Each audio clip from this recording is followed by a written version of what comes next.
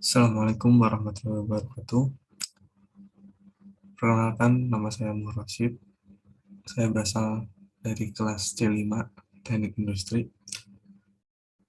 Pada kesempatan kali ini saya akan mempresentasikan tentang komunikasi organisasi. Langsung saja,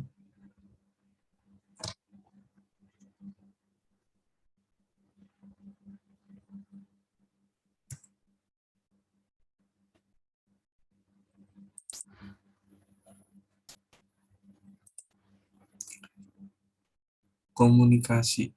Komunikasi merupakan darah dalam kehidupan suatu organisasi.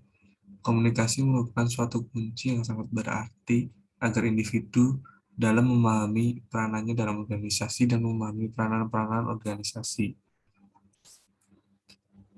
Dalam komunikasi, umumnya ada tiga tingkatan utama. Yang pertama adalah komunikasi interpersonal. Bentuknya bisa terjadi dalam komunikasi antara pimpinan dengan pimpinan, pimpinan dengan bawahan, bawahan dengan bawahan. Lalu yang kedua ada komunikasi intraorganisasi. Komunikasi ini bentuknya bisa terjadi antara kelompok dengan kelompok atau subunit dengan subunit lainnya dalam organisasi tersebut, atau komunikasi antar bagian dalam suatu perusahaan. Nah, misalnya kalau dalam PT itu dalam assembling dengan QA atau material kontrol dengan assembling gitu ya. Lalu yang ketiga ada interorganisasi, yaitu komunikasi yang terjadi antara organisasi satu dengan organisasi yang lain. Lalu ada tujuan-tujuan komunikasi. Banyak proses yang dilibatkan, seperti kepemimpinan, pengontrolan, perencanaan, pengambilan keputusan, penilaian kerja, dan lain sebagainya. Secara garis besar, ada 4 macam fungsi komunikasi organisasi. Yang pertama adalah sebagai kontrol untuk mempelajari kewajiban-kewajiban dan menetapkan otoritas dan tanggung jawab individu. Yang kedua, sebagai sarana menginformasikan dasar-dasar pengambilan keputusan.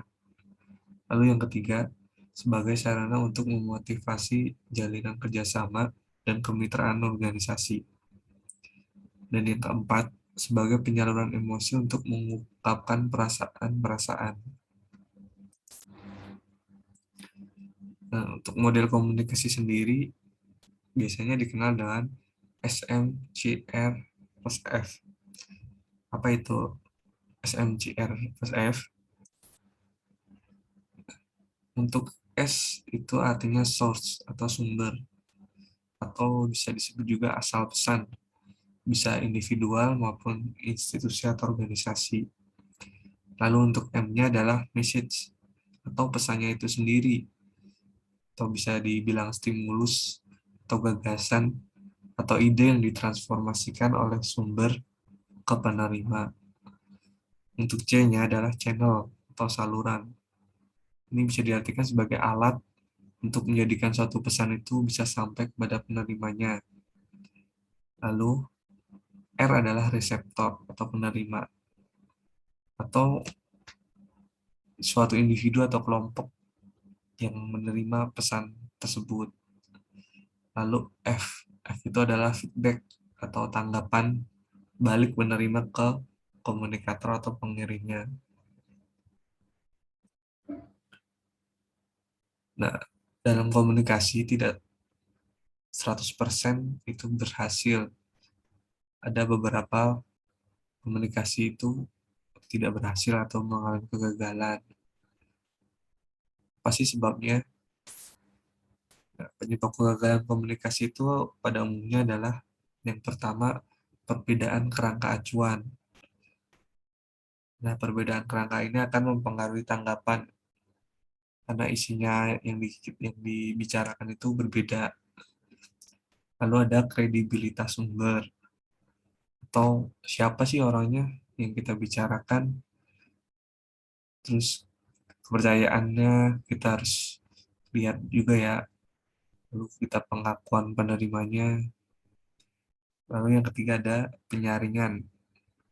Nah, suatu pesan itu biasanya dimanipulasi ya, atau dikurang-kurangin atau dilebih-lebihkan informasinya, itu juga bisa menyebabkan kegagalan komunikasi. Lalu ada bahasa, ini sudah jelas ya.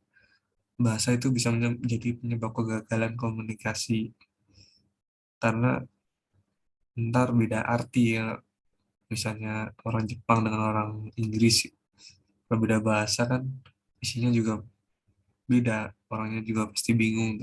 Dan ini pasti akan menjadi hambatan suatu interaksi.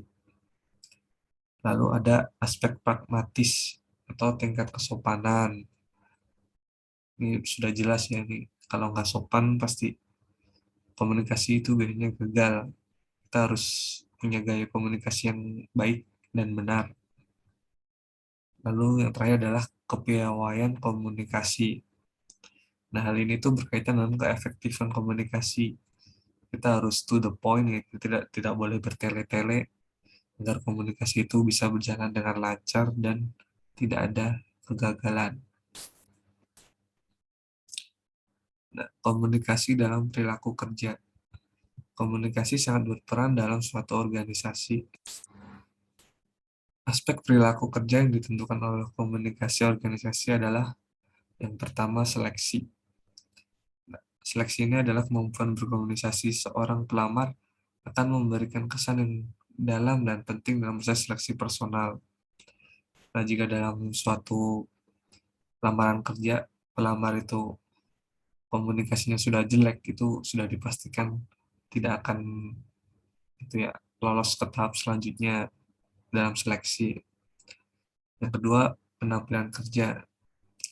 Nah, komunikasi secara lisan merupakan kemampuan yang berkaitan erat dengan penampilan kerja. Ini sudah jelas ya. Lalu yang ketiga adalah negosiasi. Nah, terutama berkaitan dengan komunikasi organisasi negosiasi yang sifatnya internasional. Misalnya berkaitan dengan budaya ya, Jepang dengan Amerika, budaya Amerika dan Jepang kan berbeda. Nah, itu bisa ditentukan oleh komunikasi organisasi ya. Lalu yang keempat adalah training. Nah, dalam training itu komunikasi itu sangat-sangat penting dalam mengembangkan dan mengimplementasikan program training. Karena kalau nggak ada komunikasi, training pasti nggak berjalan sesuai rencana. Apa yang di trainingkan itu ntar bisa jadi beda kalau komunikasinya juga jelek. Lalu yang kelima, dari aspek perilaku kerja yang ditentukan oleh komunikasi adalah iklim organisasi. Suatu proses komunikasi organisasi yang baik akan menunjang terbentuknya iklim organisasi yang baik pula, yang bisa menjadikan kenyamanan dalam bekerja, sehingga pada akhirnya akan meningkatkan produktivitas kerja individu. Sudah jelas ya? Nah, untuk kesimpulan dari presentasi ini, dapat ditarik komunikasi organisasi yang baik perlu mempertimbangkan banyak hal yang meliputi tingkat komunikasi yang mana yang sedang kita jalani, apa tujuan kita menjaga komunikasi tersebut, apa peran kita dalam komunikasi itu, siapa yang kita ajak berkomunikasi, dari negara dan budaya mana dia berasal, serta hambatan apa yang ada pada diri kita. Sudahkah kita atasi hambatan itu atau belum? Nah, cukup sekian presentasi dari saya. Mohon maaf bila ada kesalahan dan kurang tutur kata yang kurang baik. Cukup sekian dari saya. Wassalamualaikum warahmatullahi wabarakatuh.